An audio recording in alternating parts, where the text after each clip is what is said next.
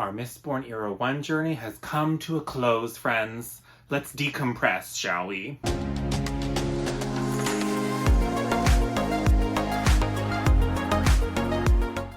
Hi guys, welcome back, bienvenue and all that jazz. It's time to talk about a book. Or in particular, today we are talking about The Hero of Ages. This is book 3, the conclusion to the original Era 1 Mistborn trilogy. This video will be just spoilery thoughts, mainly focused on this third book. I did do an overall thoughts on the entire trilogy discussion with Elle and Ingrid, and when Elle posts that video to her channel, I'll link it to my community tab, so keep an eye out for that if you want like general overall series thoughts. But this is going to be focused mainly around this third and final book. And so like I said, spoilers. If you have not read books 1 and 2 and 3 of Era 1 Mistborn, this is not the video for you. Thanks so much for clicking. I'll talk to you again in another one soon. But with all of that being said, let's dive into it. So this book takes place, there's been like a time jump since the events at the end of the Well of Ascension, where Elle is now a Mistborn, and I think it's like a 3-year time jump. And so we start seeing Elle and Vin trying to go around to these towns, villages, and cities around Luthadel, trying to get them to come in to Luthadel because they know that bad things are coming, and they are looking for the different caches that the Lord Ruler left behind, because the Lord Ruler in each of these, I think it's 5 or 6 caches that he left, there is these notes inscribed in metal that give information about new metals or just information about what's going on in the world and how to survive it. And so Elle and Vin are trying to go around and find these final caches, get all of the final information, and try to get everybody to the safety of Luthadel, because the mists are thickening around the outer edges of the world, and food is becoming more scarce and more difficult to grow, and the ash mounts are more active than ever, so ash is just constantly falling from the sky. So we thought things were bleak in book 1 with the Lord Ruler. So the world is basically going to hell in a handbasket real quick, like. And so we get to follow Vin and Elle as they try to save this world. I love this book mainly because of the deepening of the lore. Like the rich world building that was done in this trilogy is just like so good to me and so interesting. The intricacies of the 3 magic systems, hemalurgy and allomancy and feruchemy, and their overlaps and differences, I just think are super duper cool, especially the whole hemalurgy spikes, where you can basically pound the spikes through another person that has allomantic or feruchemical powers, and then you can like basically take their life into that metal spike, and then that spike basically transfers those abilities to whoever puts the spike into their body, and the strength and type of ability is dependent upon the place in which the body is penetrated. I said it, I did. But I think that all just like goes together to make it so cool and unique to me. I haven't seen another magic system quite like hemalurgy. But anyways, so the world is going to hell in a handbasket, and I will say that Elle, from books 1 to 2, he already had like a very drastic change in his character with Tindwyl. We do not stand Tindwyl on this channel. If you want to fight me about it, I'm happy to do so with you respectfully in the comments down below. But he had already a very drastic change. But then with this time jump between books 2 and book 3, he is now just like this ultimate self-confident ruler dude who is uber powerful with allomancy. So that's like, I think the one plot thread in the Mistborn Era 1 trilogy that I like the least is kind of Ellen's arc. And I think that's one mainly because I liked the nerdy shy guy that he was in book 1. And we do get to see some glimpses of that in his dealings with the obligator in Phaedrex City. So there are some times where they have this like kind of witty banter about different political things, and that's kind of fun and like a glimpse into old Elle. But I miss old Elle, and new Elle I don't really like. So that's like the one plot thread for me. And then we also have Spook's whole plot thread where he is in Urto City, where one of the caches is, and he is also trying to kind of help the break down the people who are ruling, because there's this guy who's calling himself the citizen who is in charge of Urto City, and they don't want to help Ellen. And so there's kind of these two different plot threads going on throughout the book. We have Vin and Ellen in Phaedrex, and then we have Spook and Breeze and Sazed in Urto.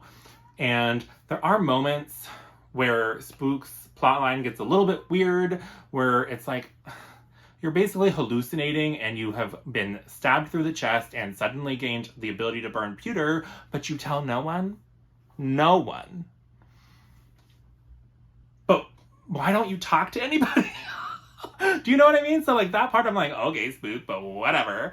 But Sazed, oh, poor Sazed. So Sazed's arc is probably one of my favorites. He is just so sweet and just wants to bring forth and pull these like ancient religions through time to give them back to people to find some peace in their own lives. And he has lost his faith. And like, I think that's one of the like kind of main themes that I think has been explored really well, especially in book 3, is this kind of crisis of faith when trauma happens, and really struggling with your ability to reconcile your beliefs with the reality of the world around you. And so I think that manifests in Sazed kind of going through all of his different religions and being like, oh, this can't be real, this can't be real, there's logical fallacies, when he finally comes to this realization that there just has to be a certain element of faith and trust and belief in order to kind of be in any of these religions, and his acknowledgement of that, I think, is just really interesting and fascinating and like such a well done arc. And so I'm not particularly religious myself, but I grew up in the church and stuff like that. So kind of seeing that arc was just, it kind of spoke to me. And so I really loved that, all of that. Vin in this book isn't as present, I don't know, as I kind of would have liked. We focus a lot more on Ellen, I feel like, when it's kind of Ellen/Vin's plot lines. She does get taken prisoner, I guess, by the Obligator in Phaedrex, and I mean, it's fine, but I will say, like, the last chunk of this book, when she finally realizes, when Marsh comes to save the day and rips that spike out of her ear, and she goes, like, friggin' Super Saiyan, blows up Krennic Shaw, annihilates every single friggin' Inquisitor except for Marsh, and then absorbs the mists and basically ascends into godhood to battle Ruin. Like, did you see that coming? Like, I did not see that coming. It was so good. I mean, I knew it was coming because this was my second read, but I'm like remembering back. Like, I never saw it coming the first time, and the second time I knew it was coming, so I was like, yes! Yes! F*** 'em up! But, like, it's just fun times. And her whole battle/discussion with Ruin is some of the, like, foundational stuff for the Cosmere at large, so I really enjoyed during this reread kind of picking up on these different Cosmere lore nuggets, if you will, and how things work. And this was the first time that we get to see that the gods kind of inhabit these people, but the people can die, but the power cannot. And so before Vin can take up the power, the previous preservation's body is kind of dropped in the ash behind Ellen. I think that was in book 2, but I don't remember. It kind of blurred together because I read them in like back to back to back in 3 weeks. But just that idea that humans can take up the mantle, but they are not in and of themselves the power, I think is really important for Cosmere lore. So, just saying. And then the ending sequence, every friggin' time we have Ellen and the other ATM mistings burning all of the ATM, which is a physical manifestation of Ruin's power on Scadrial. And so they're basically burning up his power to kind of weaken him, because if he can reabsorb that power into himself, he'll be stronger than Vin and can destroy the world. And so he is going Hulk mode, just slaughtering all these Koloss, and then he gets his f***ing head chopped off. Like, on page, there's no like, oh, it happened on page, and maybe it's not. Nope. Homeboy is dead. Head is gone. And then Vin's body falls out of the mist, and they are both dead.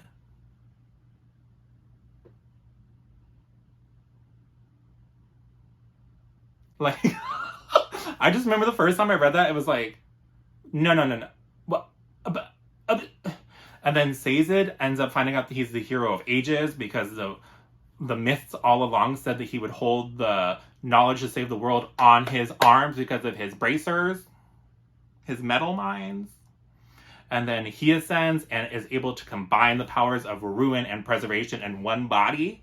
And the key to him actually saving the world and putting it back into its place in the galaxy that it was supposed to be, and to restore the plants and the people to everything that they were pre-Rashek being a dumb tard face, is hidden in each and every single one of his religions. There's a little nugget of truth from each of them about the old world.